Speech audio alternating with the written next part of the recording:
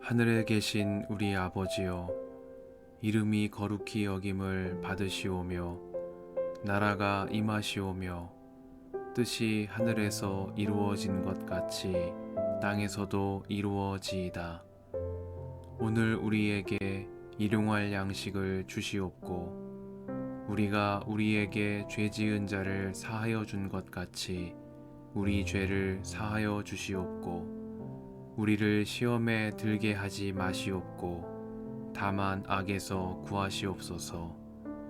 나라와 권세와 영광이 아버지께 영원히 있사옵나이다. 아멘.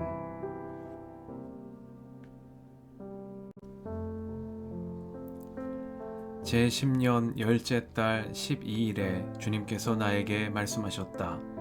사람아, 너는 이집트 왕 바로에게 예언하여라. 바로와 전 이집트를 규탄하여 예언하여라. 너는 이렇게 말하여 전하여라. 나 주 하나님이 말한다. 이집트 왕 바로야, 내가 너를 치겠다. 나일강 가운데 누운 커다란 악어야, 내가 나일강을 내 것이라고 하고 내가 만든 것이라고 한다마는 내가 갈고리로 내 아가미를 꿰고 내 강의 물고기들이 내 비늘에 달라붙게 해서 내 비늘 속에 달라붙은 강의 모든 물고기와 함께 너를 강 한복판에서 끌어내서 너와 물고기를 다 함께 멀리 사막에다 던져버릴 것이니 너는 허허벌판에 나뒹굴어질 것이다. 내가 너를 들짐승과 공중의 새에게 먹이로 주었으니 다시는 너를 주워오거나 거두어오는 사람이 없을 것이다.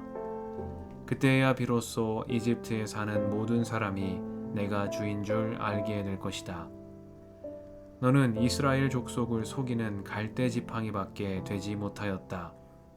이스라엘 족속이 손으로 너를 붙잡으면 너는 갈라지면서 오히려 그들의 어깨를 찢었다. 너를 의지하면 너는 부러지면서 그들이 몸도 못 가누고 비틀거리게 하였다. 그러므로 나 주 하나님이 말한다. 내가 칼을 가져다가 너를 치겠다. 사람과 짐승을 너에게서 멸절시키겠다. 그러면 이집트 땅이 황폐한 땅, 곧 황무지가 될 것이니 그때야 비로소 그들이 내가 주인 줄 알 것이다. 내가 말하기를 나일강은 내 것이고 내가 만들었다고 하였으니 내가 너와 내 강을 쳐서 이집트 땅을 믹돌에서부터 수에네까지와 에티오피아의 국경선에 이르기까지 황폐한 땅, 곧 황무지로 만들어버리겠다. 그 땅에는 사람의 발길도 끊어지고 짐승들까지도 그 땅으로는 지나다니지 않을 것이다. 그래서 40년 동안 사는 사람이 없을 것이다. 내가 이집트 땅을 황폐한 땅 가운데서도 가장 황폐한 땅으로 만들겠고 이집트의 성읍들도 40년 동안은 황폐한 성읍 가운데서도 가장 황폐한 성읍으로 만들어버리겠다. 나는 이집트 사람들을 여러 민족 속에 흩어놓고 여러 나라 속에 헤쳐놓겠다. 나 주 하나님이 말한다. 40년이 지나면 여러 민족 속에 흩어져 있는 이집트 사람을 내가 다시 이집트 땅으로 모아들이겠다. 내가 포로가 된 사람들을 이집트로 돌아가게 하여 그들의 고향 땅, 곧 상 이집트 땅으로 내가 그들을 데려다 놓겠다. 그들은 거기에서 힘없는 나라밖에 되지 못할 것이다. 나라들 가운데서 가장 힘없는 나라가 되어서 다시는 다른 민족들보다 높아지지 못할 것이다. 내가 그들을 작게 만들어서 그들이 다른 백성들을 다스릴 수 없게 하겠다. 이집트는 다시는 이스라엘 족속이 의지할 나라가 되지 못할 것이다. 이스라엘은 이집트가 당한 것을 보고서 이집트에 의지하려 한 것이 얼마나 잘못된 것이었는가를 상기하고 그때야 비로소 그들이 내가 주 하나님인 줄 알 것이다. 제27년 첫째 달 초하루에 주님께서 나에게 말씀하셨다. 사람아, 바빌로니아의 느부갓네살이 두로를 공격하려고 큰 군대를 동원하였다. 그러나 무리한 작전으로 그의 군인들은 머리털이 다 빠져서 대머리가 되고 어깨가 벗겨지기까지 하였으나 그와 그의 군대가 두로를 치려고 애쓴 수고에 대한 보상을 두로에서 받지 못하였다. 그러므로 나 주 하나님이 말한다. 내가 바빌로니아 왕 느부갓네살에게 이집트 땅을 주겠다. 그가 이집트에서 물건을 가져가고 이집트를 약탈하고 노략할 터이니 그것이 그의 군대에게 주는 보수가 될 것이다. 그들이 수고한 것은 나를 도와서 한 것이었으므로 내가 그 보수로 이집트 땅을 바빌론 왕에게 주었다. 나 주 하나님의 말이다. 그날이 오면 내가 이스라엘이 새 힘을 가지게 하고 너의 입이 열려서 그들 한가운데서 외칠 수 있도록 말할 수 있는 능력을 내게 주겠다. 그때야 비로소 그들이 내가 주인 줄 알 것이다.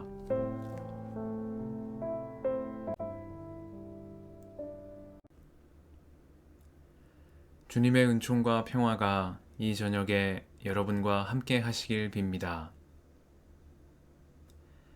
이집트는 다시는 이스라엘 족속이 의지할 나라가 되지 못할 것이다. 이스라엘은 이집트가 당한 것을 보고서 이집트에 의지하려 한 것이 얼마나 잘못된 것이었는가를 상기하고 그때야 비로소 그들이 내가 주 하나님인 줄 알 것이다.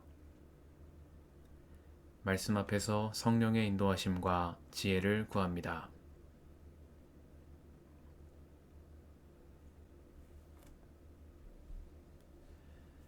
에스겔서 29장은 두로에 대한 심판 말씀 이후에 등장하는 이집트에 대한 심판 예언입니다. 에스겔서는 29장부터 32장까지 총 4장에 걸쳐 이집트에 대한 심판 말씀을 이어가며 앞선 25장 암몬 자손에 대한 심판 말씀에서부터 시작된 열방에 대한 심판 예고를 끝맺음합니다. 다시 말해 이집트에 대한 심판 말씀은 지금까지 이어진 열방에 대한 말씀의 절정에 해당한다고 하겠습니다. 이집트는 이스라엘과 오랜 역사적 관계를 맺어온 나라입니다. 창세기에서 이집트는 아브라함이 가나안 땅의 기근을 피해 이주한 장소임. 창세기에서 이집트는 아브라함이 가나안 땅의 기근을 피해 이주한 장소이며 요셉이 총리가 된 나라이고 야곱과 그 가족이 극심한 흉년을 피해 이주한 구원의 피난처였습니다. 그러나 요셉을 알지 못하는 새로운 왕조가 이집트에 들어선 후 야곱 자손은 바로의 노예가 되어 430년을 바로를 섬기며 살다가 모세와 함께 탈출하여 약속의 땅을 향해 나아갔습니다. 이스라엘 민족의 시작입니다. 이후로 이스라엘은 위기의 순간마다 이집트로 눈을 돌리며 그들을 의지하려 했습니다. 이집트의 억압으로부터 벗어났으나 그들의 보호 아래 살던 과거로 돌아가고 싶은 상충하는 욕망으로 갈팡질팡한 것입니다. 실제로 솔로몬은 바로의 딸을 아내로 맞아 정치적 동맹을 맺기도 했고 분열왕국 시대의 북이스라엘과 남유다는 국가의 위기 때마다 이집트와 동맹을 맺으려 힘썼습니다. 특히 시드기야 임금은 주님께서 바빌로니아의 느부갓네살의 손에 유다를 넘기신 상황에서도 이집트와 동맹을 맺어 바빌로니아의 저항을 꾀하다 예루살렘의 완전한 파괴를 불러온 장본인이 되기도 했습니다. 이처럼 이집트는 구약 이스라엘의 역사에서 끊임없이 이스라엘이 의지하고자 했던 나라, 주님의 능력에 대비되는 인간적인 구원의 손길을 상징하는 나라였다고 하겠습니다. 에스겔은 바로 이러한 이집트를 두고 이스라엘 족속을 속이는 갈대 지팡이밖에 되지 못한다고 비판합니다.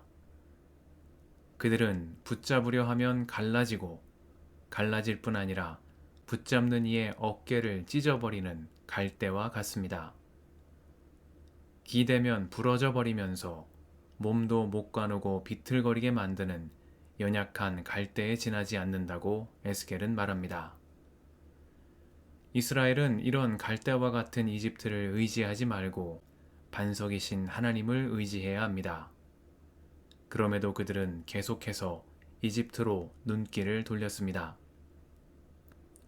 그리하여 주님은 이집트를 심판하심으로 이스라엘이 그들을 의지하려 한 것이 얼마나 잘못된 일이었는지를 알게 하시겠다 말씀하십니다. 부러져 버릴 갈대 지팡이가 아니라 주님의 지팡이와 막대기를 따라 생명의 길로 나아가게 하시기 위함입니다. 이 저녁에 주님의 지팡이와 막대기를 따라 의와 생명의 길로 나아가는 우리가 되기를 소망합니다.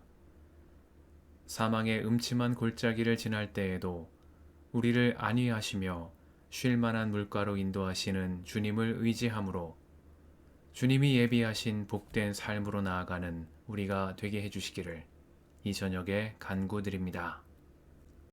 함께 기도하시겠습니다.